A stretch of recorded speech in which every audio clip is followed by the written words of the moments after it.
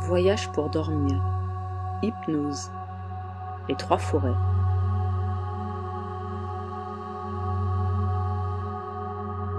Je t'invite à écouter cette hypnose au moment de dormir.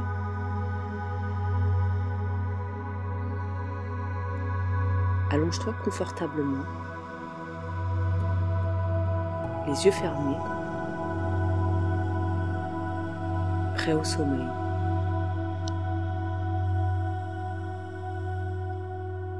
Détends-toi.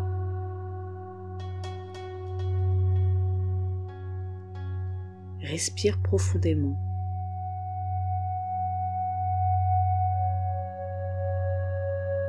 Je vais t'emmener dans un voyage magique que tu parcourras lucide. Laisse ma voix te guider vers le sommeil. Tu es en sécurité. Et tandis que ta respiration se fait plus profonde, ton corps se détend, muscle après muscle.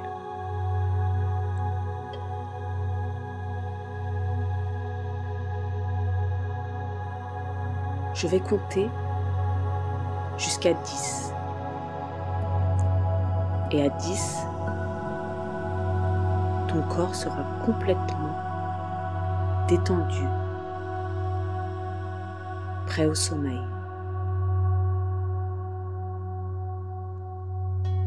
1. Ta respiration devient plus lente, plus fluide, plus profonde.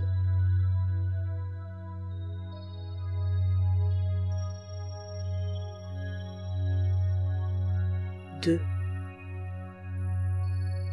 Tu entends d'une oreille distraite les bruits environnants. Peut-être une voiture qui passe. Ou peut-être de la musique au loin. Ou encore le miaulement d'un chat dans l'appartement voisin.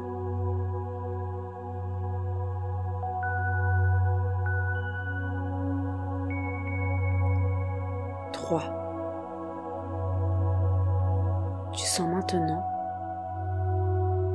des picotements parcourir ton corps endolori.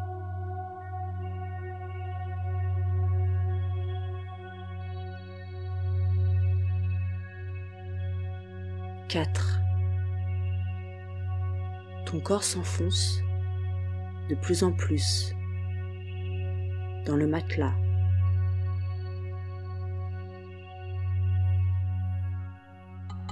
5.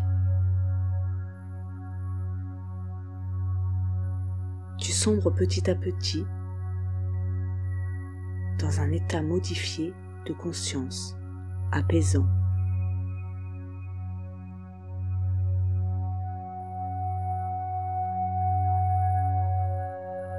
6. Ta respiration devient un souffle imperceptible.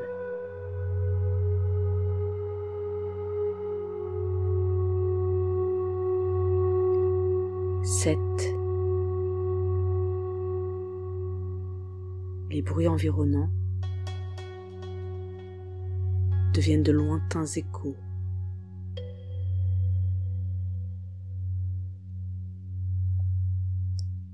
8. Les battements de ton cœur ralentissent.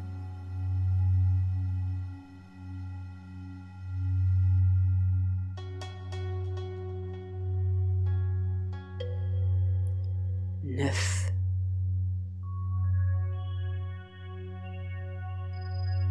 Tu ne sens plus ton corps. C'est comme s'il flottait dans un nuage de coton.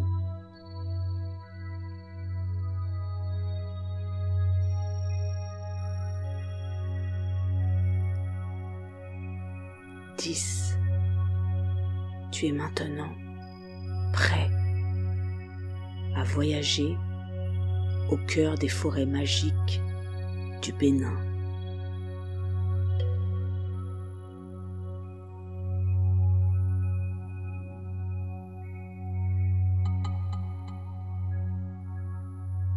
Tu es de nouveau sur un lit,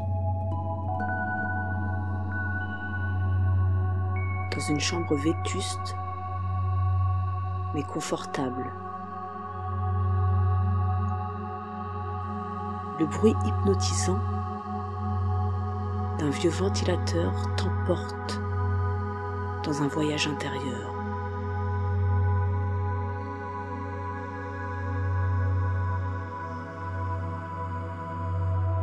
Lambeaux de couleurs, tu te laisses emporter. L'atmosphère est douce. Tu aimerais rester ici. Un banc, tu observes. Plus loin, un lac.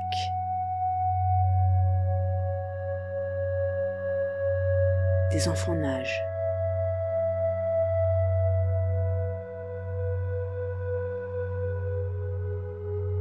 Sur un pont scintillant, une vieille dame.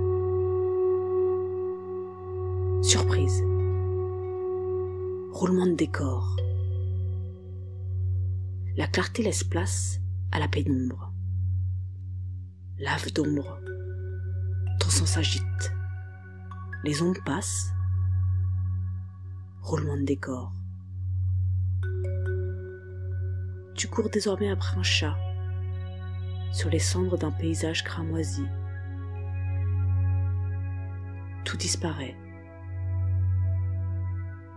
Tunnel de couleurs. Cotonneux lit de rouge et de bleu. Dans ton corps, es-tu là?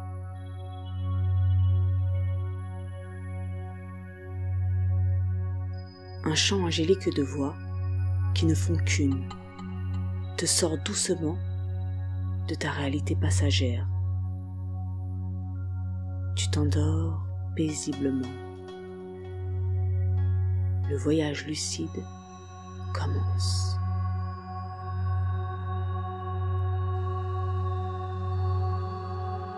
L'aube naît à Cotonou, au Bénin. Tu montes dans une voiture trop chargée de corps et de bagages. Mais c'est amusant pour l'aventurier novice que tu es. 3 heures de route défoncée pour parvenir à Boïcon. Boïcon est une petite ville à la terre rouge. Les amas de déchets à chaque angle de rue n'enlèvent rien au charme de la ville. Les enfants courent en criant ici et là. Peut-être que tu entends le chant des oiseaux sur les manguiers. Peut-être aussi que tu aperçois ces hommes buvant du thé à la buvette. Peut-être même que tu sens la terre rouge réchauffer tes pieds nus.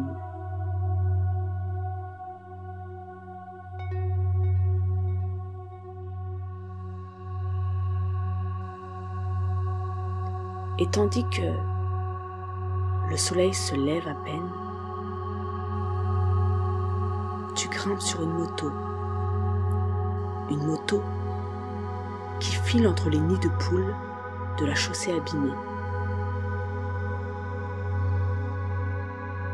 Tu t'enivres du doux parfum des terres du Bénin.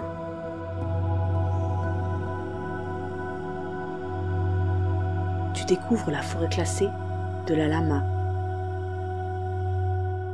La forêt classée de la Lama qui abrite 5 espèces de singes. Le docteur Abénou t'accompagne dans un des nombreux layous tracés par l'homme pour faciliter la progression des étudiants et des chercheurs à travers l'épaisse forêt. Silencieusement, tu emboîtes le pas au professeur. Parfois, il s'arrête. Il tend l'oreille, puis repart. C'est comme si la forêt respirait. C'est comme si la forêt vivait.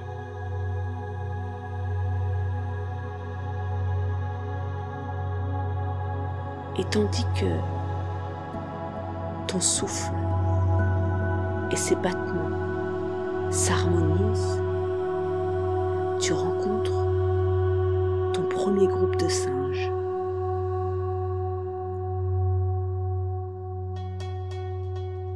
Il fait chaud, très chaud.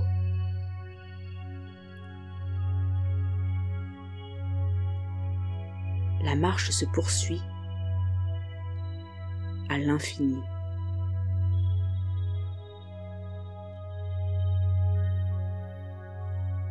Tandis que des yeux t'observent, tu regardes vers la cime des arbres et aperçois un groupe de singes. Un groupe de singes s'adonnant à ses occupations. Tu es impressionné par leur longue queue blanche touffue tombant des branches.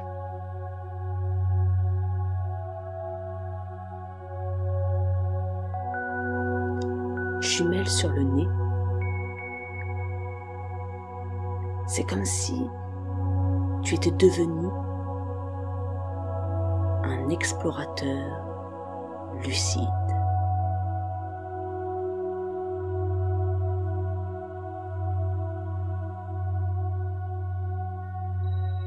Et tandis que la forêt de la Lama disparaît dans ton esprit, tu bascules lucide dans la forêt Agbogbo.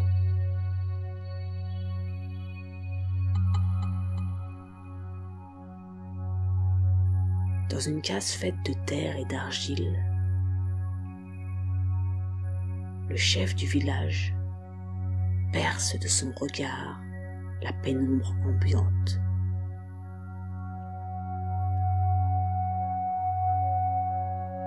Près de lui, le sous-chef et 2 gardiens.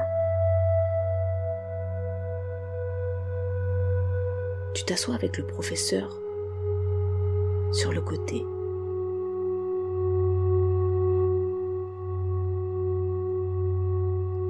C'est comme si tu étais désormais un membre de leur communauté.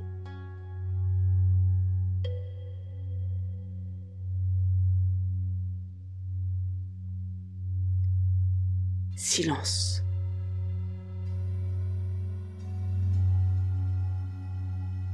Puis, une conversation enflammée, incompréhensible pour toi, débute en fond.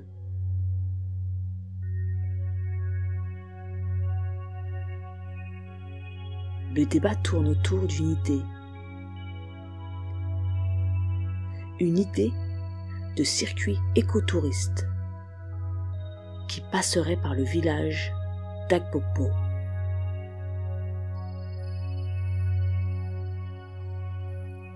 Garant du bon équilibre de la forêt du même nom. L'enjeu est important.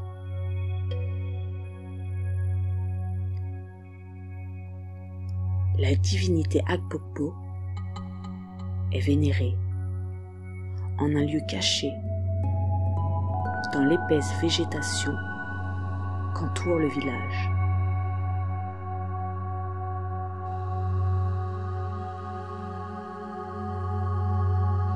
Dans un silence religieux, les hommes s'engagent en file indienne entre les arbres.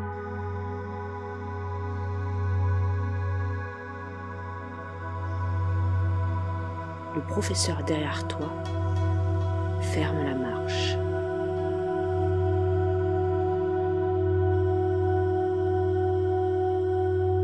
Et tandis que la progression devient plus difficile, les hommes s'arrêtent brusquement pour ôter leurs chaussures. Le chef du village t'enjoint à faire de même. Tu t'exécutes.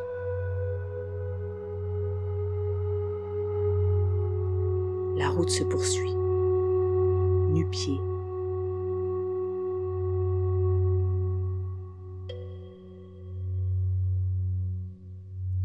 Quelques minutes plus tard, tu découvres une place circulaire, tapis d'herbes et de branches, naturellement cachée d'arbres protecteurs.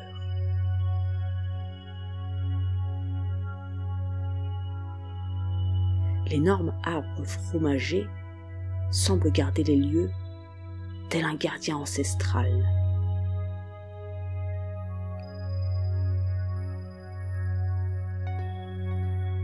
Ses racines dévoilent un autel d'offrande réservé aux cérémonies ayant lieu chaque semaine.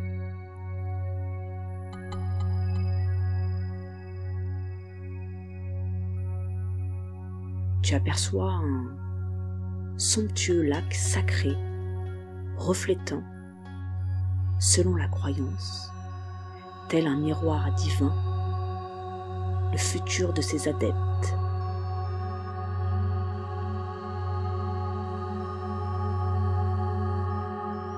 En te penchant,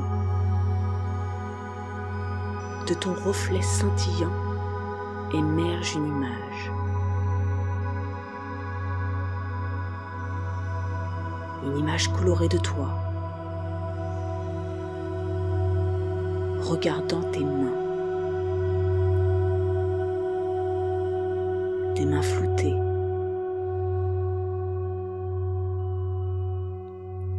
Peut-être que tu ne vois pas bien. Peut-être que c'est une illusion. Ou peut-être que c'est un rêve.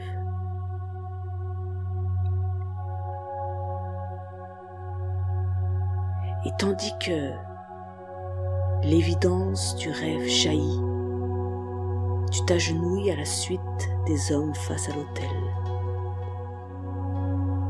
Signe de respect envers la divinité. Tu es frappé par l'énergie si particulière du lieu.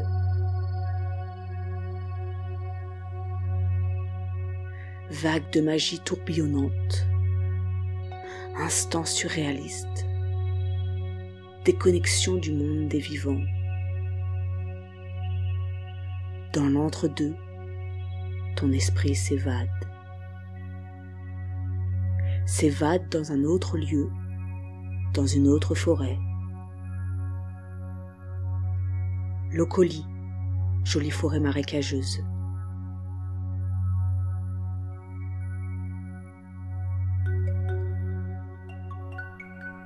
Monde de silence, empli d'une joyeuse cacophonie d'insectes.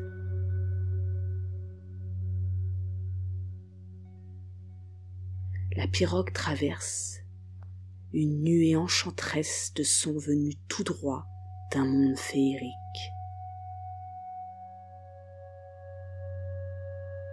Un monde féerique dont tu es étranger.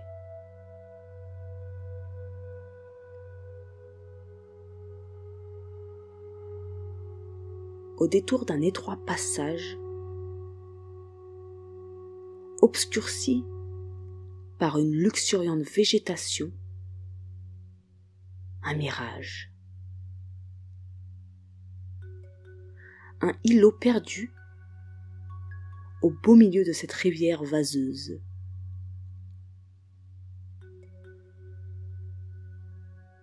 Un homme touille à l'aide d'un large bâton une mixture inconnue dans un chaudron si massif qu'Obélix adulte aurait pu y tomber.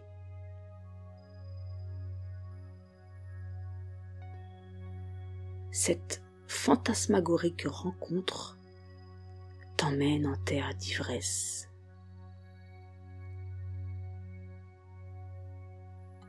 Fabrication de lucidité artisanale.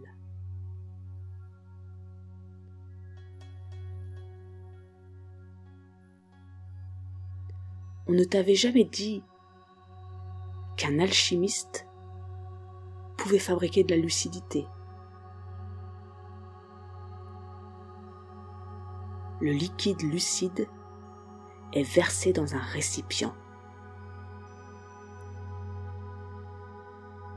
Tel un calumet de la paix, le verre rempli de l'âpre nectar tourne entre les mains du professeur, du piroguier, de l'alchimiste et d'Étienne. C'est comme si vous étiez désormais 4 vieux amis, sans âge, éclatant de rire, les larmes aux yeux, dans un décor de jungle apprivoisée.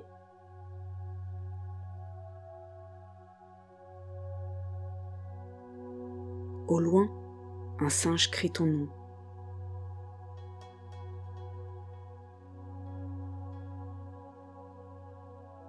Tu tends l'oreille.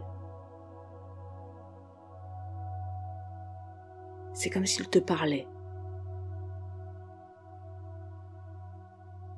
Comme s'il te disait « Tu es lucide. Tu es lucide.